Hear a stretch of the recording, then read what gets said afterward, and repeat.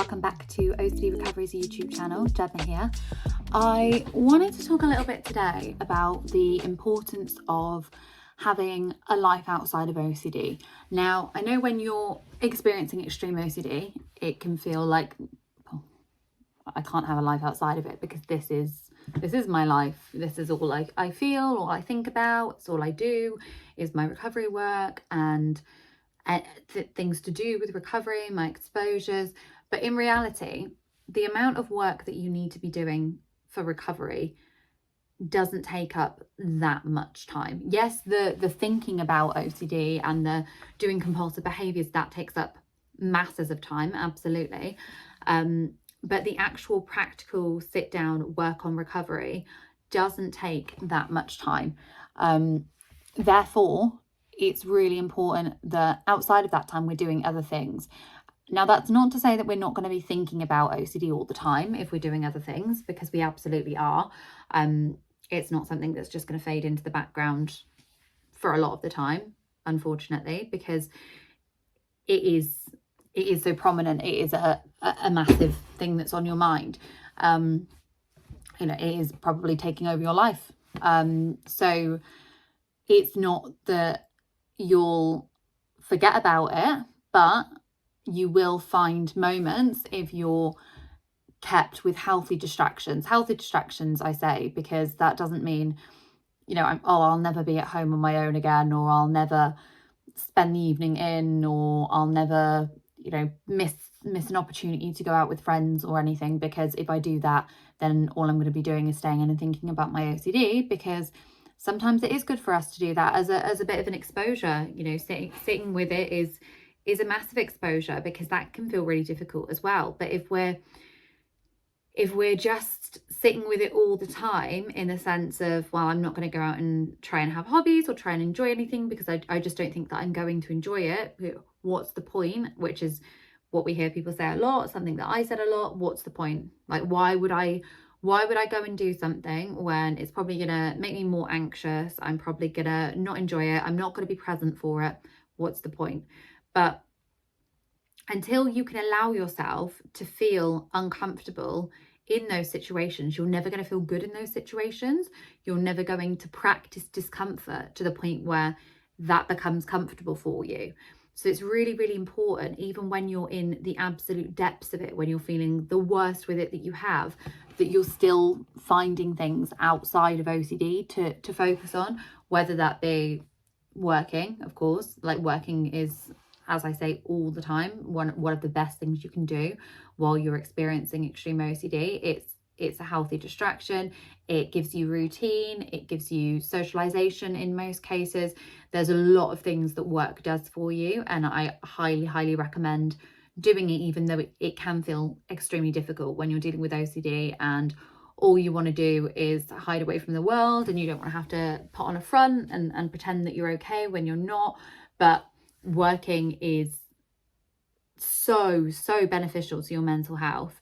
And as I say, not even just for the fact that it is a bit of a healthy distraction, but also all the other factors that come alongside that. Even when I was at my absolute worst, I would go into work and it would be like a 8-hour panic attack, basically, because I was so triggered by it. But then I would find little moments occasionally where I wouldn't feel so anxious, or someone would say something funny and I would laugh, and I would just think like, oh wow, that's incredible. Like, and I would come back to reality immediately afterwards and be like, oh yeah, but this thing, I'm terrible, I'm awful, etc.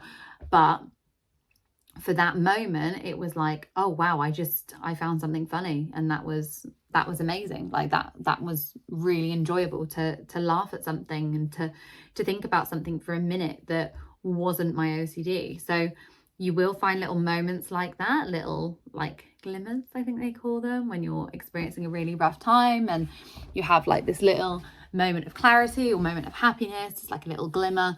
And yeah, but if you're sat at home all day watching Netflix and hiding under your covers, you're not going to experience that. You're not going to have those little moments, because the whole day is just like trying to stop the thoughts. I've just realized you can see my bruise in this video, and it is massive. So I fell down some stairs. So that is what that is. I just thought I'd mention that in case anyone is wondering what on earth is going on with my arm. I fell down about 3 steps. It wasn't a lot, but I really hit them hard on the way down. I also have similar bruises on my back, ribs, everywhere. I literally 3 steps and I just, but yeah, that is what that is if you're seeing it as I'm talking. Yeah, so like you wouldn't have that if you were just at home hiding away from the world. You wouldn't have those little moments where you feel better. It would just be one long monotonous trying to, the more you're trying to push it away, the more it's going to be there, the more prominent it is.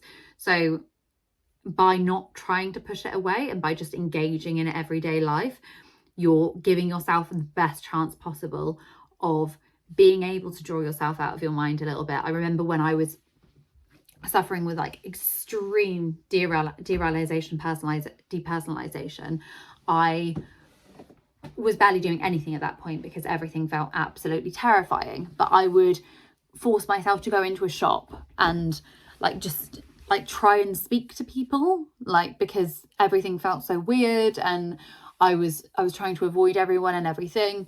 And I was like, as an exposure and also just a way to like integrate myself into life again, I'm going to, you know, just converse with people in this shop and see how that feels, see if I can just kind of integrate myself a bit more into everyday life. And it was really helpful. It wasn't giving me relief feeling like there were actual people. In fact, if anything, it was triggering me because I was thinking, are these people real? But it was good just to integrate myself. And, you know, I would get into a conversation at times where I would stop thinking about OCD for a minute because I was thinking about what this person was talking about. I heard something interesting they were saying. I would be thinking about that for a moment instead of what was going on in my mind. So it did help to have that little interaction. And it's really, really important that we have those and that we keep a life outside of OCD, you know, whether that be you enjoy reading. I know reading can feel really hard for some when they're struggling with OCD because it can feel really hard to concentrate. You feel like you're constantly going back on yourself and rereading the same part because you can't hold a thought in your head. But just having something like that it's honestly just the best thing is to have things outside of your OCD, even if you're not fully enjoying them and you're worried about not enjoying them because you think it's going to kind of take the shine off of doing that thing for you. But it's important that you stick to as normal a life as you can outside of OCD. I hope you guys enjoyed this video. If you've got any suggestions for things you want me to cover, just pop a comment below.